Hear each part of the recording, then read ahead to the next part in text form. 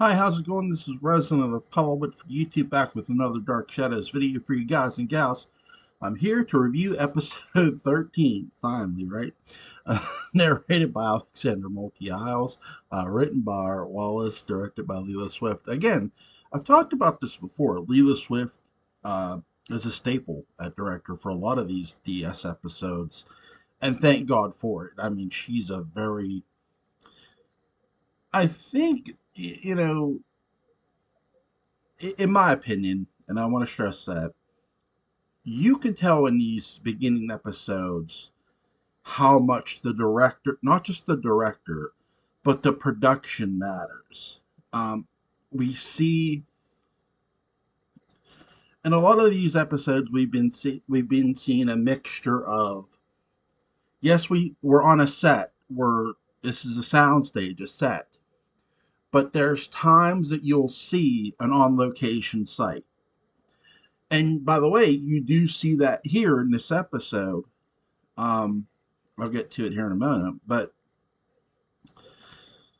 Roger Collins, he enters the drawing room again. The end of the episode 12 saw Roger taking off his coat, getting ready to enter the drawing room. Here he enters it and finds Burke. He knew Burke was in there. Used something Carolyn told him by the end of episode 12. Roger is, of course, very cold to Burke. Um, But at Liz's request, he decides to listen to Burke. And I will say that, Burke, this is what I like to call a rinse and repeat Burke Devlin. He's repeating a lot of what he said to Liz to Burke. He tells Roger he wants to forget the past. He's also told this to Carolyn. He admits that there was evidence against him at the trial, which was Roger's testimony. Um, Now, he spent 5 years in jail, and I've said this before that, and I want to keep reiterating it because it's an important plot point. Yes, Burke has been gone from Collinsport for 10 years, but 5 of it was only spent in prison. So that's something to keep in mind. He got out for good behavior. Um, and he's traveled the world, he's made his fortune, and he's trying to talk, he's trying to get Roger to convince him. He's trying to get Roger to believe him that he wants to forget the past. I've talked about you don't see just sets in this episode. Remember, before the episode ended, Victoria Winters leaves the great house and she's going to walk 100 yards to Morgan's cottage. Again, the length of a football field, right?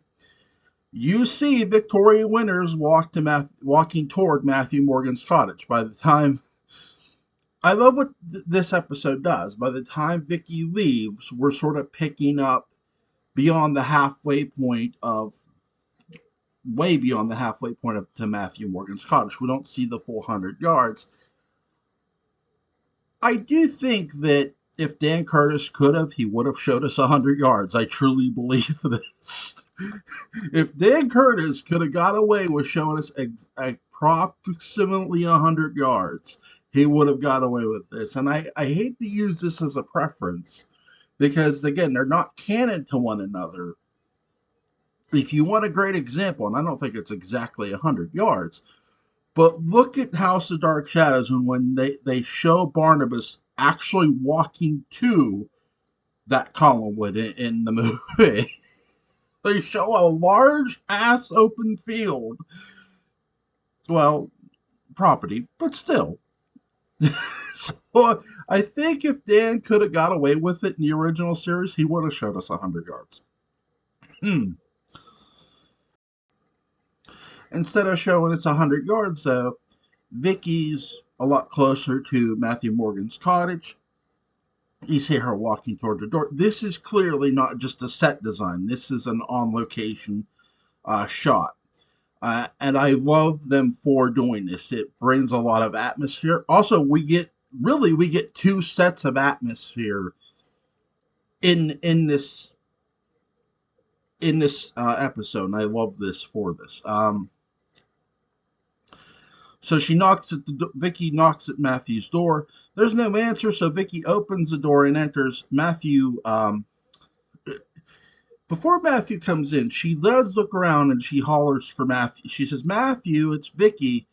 And Matthew enters the cottage and finds she's there. Um, Matthew questions her, "What are you doing here?" And Vicky says, "Oh, I just want to talk." And Matthew says, "Well, be quick about it. I gotta fix my supper. At any moment, the big house could ring. If I don't get my supper in, I'll never get it in." Um, Matthew. So you see Matthew. You also see Matthew playing with the stove because he's gonna fix his dinner, which I do love. I love the symmetry in this episode. A lot of these episodes. So you we have a cut scene where they cut it, and you see where Matthew is sitting at the table eating his dinner. Matthew asks Victoria point blank, "Does Mrs. Stoddard know you're here?" And Vicky, "Yes, ladies and gentlemen, Victoria Winters lies her ever loving ass off and says yes." Beautiful. Absolutely beautiful. um, Vicky asks if Matthew if the family has any ties to Bangor, which they do. Matthew tells her that there was a trial there 10 years ago, and Burke Devlin was convicted of manslaughter. But that's old news. What Matthew tries to do too is he even says it's best to forget about that trial. But Vicky does tell him that she was raised in a foundling home, that she's trying to find out about who she is, and he does say, "What's that got to do with the Devlin trial?" And she goes, "Nothing." He goes into sleeping alone. Um, Again, I do love their interaction. The actor who played Matthew did do a good job. I don't. By the way, they plant a really good seed in this episode about Matthew that I do feel this is sort of an episode of why we got what we got too. Um, and by the way, I'm going to get to a point between some characters here. Back in Collinwood, we have Roger and Burke still having the same old conversation. Roger asks Elizabeth to call Matthew for some firewood. He says it's getting cold in here, by the way. Um, and really, and you can sort of sense this, that Roger Roger ushered Elizabeth to leave when he wanted to talk to Vicky by herself. He's basically doing a similar move here, but a tad different. He's asking his sister to go do something so he can have some time alone with Burke, which he gets.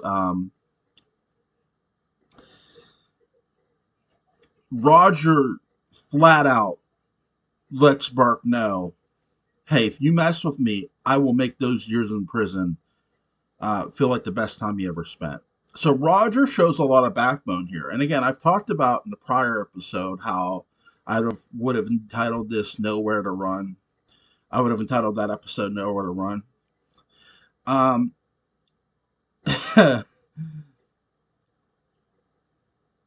this episode, I would have entitled "Who's Playing Chicken?" because what you really have going on here is two people having what I like to call shadow boxing. You have a verbal shadow boxing going on here. Roger's doing a lot of the heavy jabbing and heavy blows, and Burke's just nonchalantly like, you're basically what Burke's telling them without saying it is, "Your threats mean nothing to me," and they don't. Burke's not the same poor kid anymore, and actually, that's going to be a plot in a later episode. Um, I love the conversation about how Burke just suddenly "How's your wife?" And he also reminds Roger that he and his wife were very fond of each other. Really, they were dating, by the way. That's something that's going to get revealed later. So spoiler alert. Um, Roger says, because Roger says that's none of your business. Now, what we've also learned in this episode is that Roger and Laura were married right after the trial. So that's really eyebrow raising. By the way, back at the cottage, Matthew tells Vicky that there would be it would be better to concentrate on going to Augusta. She goes, where? She goes, Augusta, the state capital, um, because that's where the Devlin trial uh, was. That's where it took place. Or sorry, that's not that's where it took place. That's where Roger and his wife lived. That's where they were living. And you also learned that Roger and David didn't move back to Collinwood until just a month ago. So they've only been there. Think of about how bad David's mental state is. This also explains a bit of David too, of why he's so attached to his mother. So probably sometime a month ago they moved back, but it's probably only been a month that David's or two, we can insinuate that David's been away from his mother. Probably more so a month. I would say one whole month, 30 whole days, because it makes sense that his attachment is this bad to his mother. Um, but back in Collinwood, Burke asks Roger if he thinks Elizabeth would sell the house.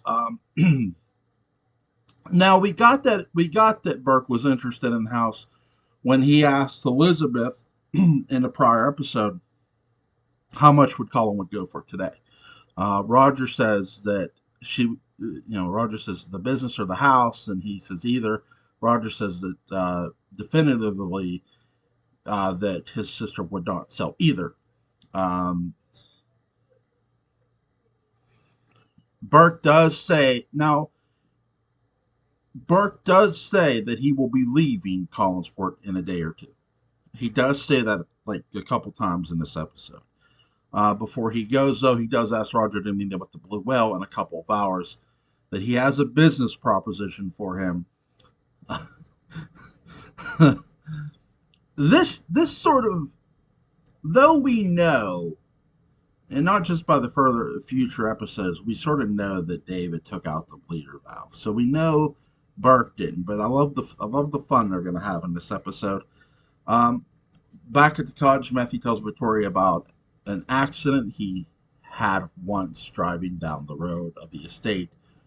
Um, and he says, what you really need to live on this hill is raw nerve and good brakes. And I love that line, by the way. Um, Mrs. Stoddard calls. He says it was okay. He was talking to Victoria, and Miss Stoddard lets him know. I didn't know she was there. Matthew hands up Tony, says, "Get out! You lied to me." So Vicky gets caught on the lie. Um, as Vicky is heading back toward Collinwood, by the way, Vicky is not just necessarily going back to Collinwood. She's out at the car that she brought back, Carolyn's car, and she's at the passenger side, and she hears a noise coming from the garage, and she goes in it, and she sees Burke is standing by Roger's car. He turns, she sees he's holding a wrench, and he says he found it on the front seat. He is admiring Roger's car. He says he's thinking about getting one like it himself. Um, Victoria is very insistent that Burke leave. And I love what Vicky's doing. Like, hey, you don't need to be by his car. Like, get out of here. And I do agree with her here. Like, and Burke's very playful. Burke is very playful about it. Um, but I love how because Burke says, "Oh, you're very loyal to a family who just hired you." You know, dig in at that again. At Collinwood, Roger tells Elizabeth that he doesn't trust Burke. Elizabeth is skeptical of it too. Um, Roger tells Elizabeth about Burke's request, about he has a business proposition. She goes, "Are you going to go?" And he says, "Yeah, I think so. Yeah." When Vicky returns to Collinwood, Elizabeth warns her about Matthew is loyal, and he can be quite violent if he thinks she is threatened. What she really that he can be violent. Okay, right here is where they're playing. Now, to me, they didn't need to do this. They sort of somewhat planted Matthew's violent seed when he was grabbing Vicky's hand, but they're further planting the seed of Matthew's violence. Even with the character who originally played it, they're planting that seed. To me, in this episode, they're further planting that seed. They pre-planted. Look, when you grab somebody, and okay, you might say he never saw her before. Okay, does Victoria Winters? Do you think somebody the statue of Victoria Winters poses a threat to a working man? Vicky isn't packing a knife. She's not packing a gun. You know, they plant that seed in a way earlier episode when he grabs Victoria by the wrist that he can be violent. She's warning Vicky that he can even be more violent than what he let on, and she's trying to let her know that. So they're further planting Matthew's violent turn. What's going to happen in this episode? They're further planting that seed. Um, Victoria Winters asked Elizabeth if Roger's going to use his card night. She goes, yes, why? She goes, never, she shakes it. And that's the end of the episode. I talked about what was my favorite episode in the first 10. This here is my favorite episode of the the next 10, and the reason why is I could have chosen the flashier episode of where Roger wrecks his car, but I'm picking this episode because number one, you get a really good you get some really good non-studio shots. You get actual location mixed with studio shots, which was really well produced and really well directed. The production, when you say Dan Curtis Productions did a really good job of mixing the two in these beginning episodes. That's where really Dan Curtis to me was at his best. Again, I know a lot of people view the beginning episodes as boring. I don't, because of this. That you get a lot of atmospheric, dark shadow shots, and the production crew and the director deserve a lot of credit for it, and so do the actors. Especially, um, especially Vicky. Alexander, because she's the one they're using for this. Um, Again, you get a lot of things in this episode. So they're setting up Roger's accident, not just in this episode, but in the prior episode where David removed the bleeder valve. But they're setting up what's going to happen to Roger. They've already pre-planted a seed of uh, Matthew's violence toward Vicky once, and we even get a further warning from Elizabeth of how violent Matthew can really be. So again, to me, they're further cementing the seed of Matthew's violent turn that's going to come way later. In my opinion, they are, at least anyway. I hope you guys enjoyed this episode. I will be back sometime later tonight for another episode. You guys have a good day. Bye.